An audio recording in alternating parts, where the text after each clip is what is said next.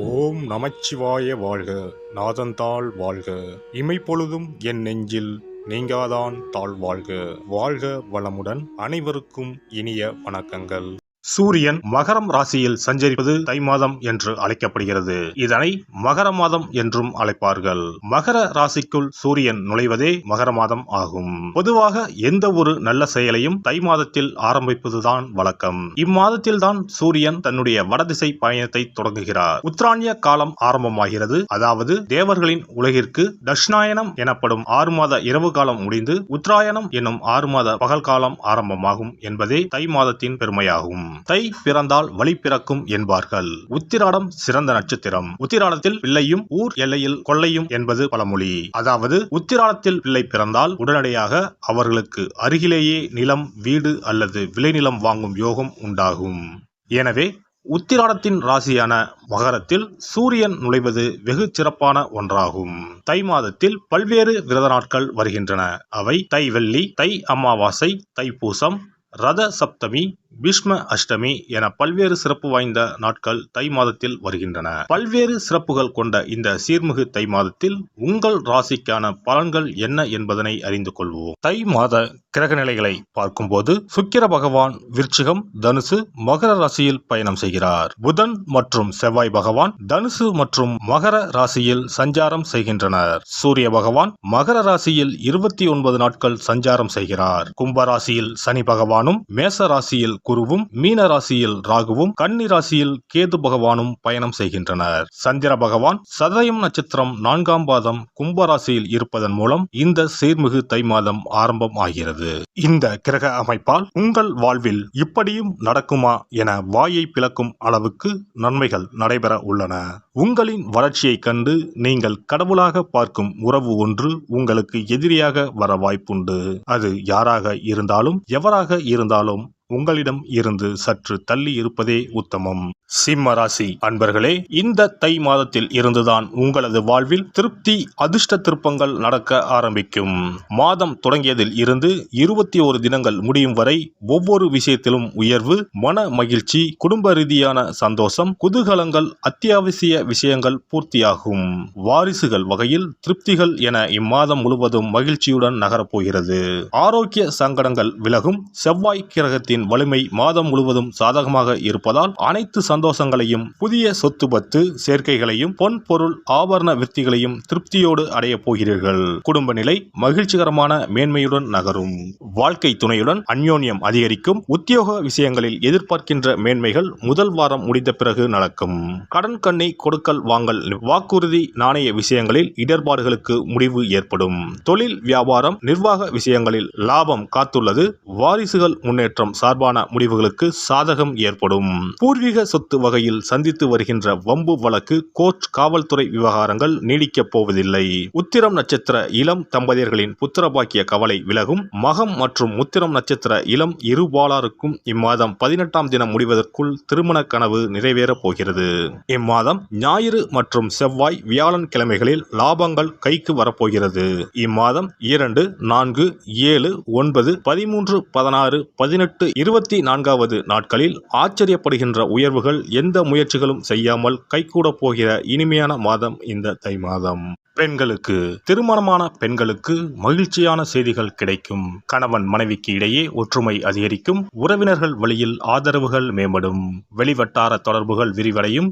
எதிர்பாராத சில திடீர் அதிர்ஷ்டங்களின் மூலம் மன மகிழ்ச்சி அடைவீர்கள். பொருளாதாரம் தொடர்பான நெருக்கடிகள் குறையும்.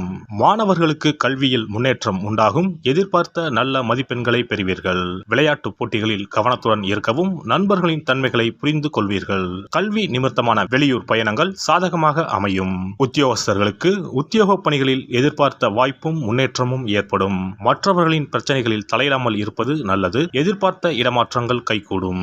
புதிய வேலை நிமித்தமான சிந்தனைகள் அதிகரிக்கும். செயல்பாடுகளில் ஒருவிதமான மந்தத்தன்மையினால் தாமதம் உண்டாகும். மறைமுகமாக இருந்து வந்த போட்டிகள் குறையும்.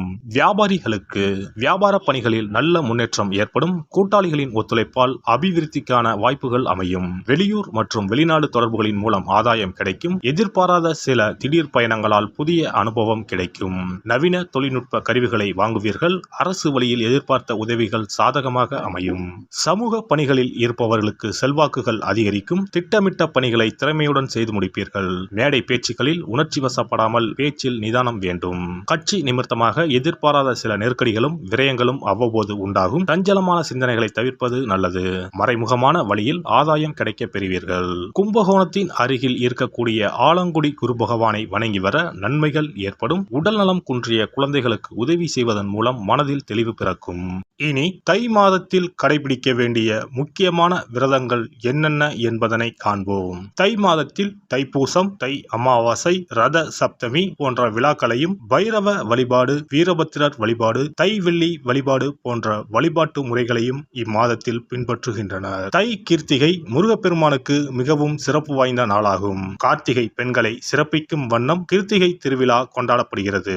ஆண்டுக்கு 3 கார்த்திகை தினங்கள் மிக முக்கியத்துவம் பெறும். அவை தை மாதம் வரும் தை கிருத்திகை, கார்த்திகை மாதம் வரும் பெரிய கிருத்திகை மற்றும் ஆடி மாதத்தில் வரும் ஆடி கிருத்திகை.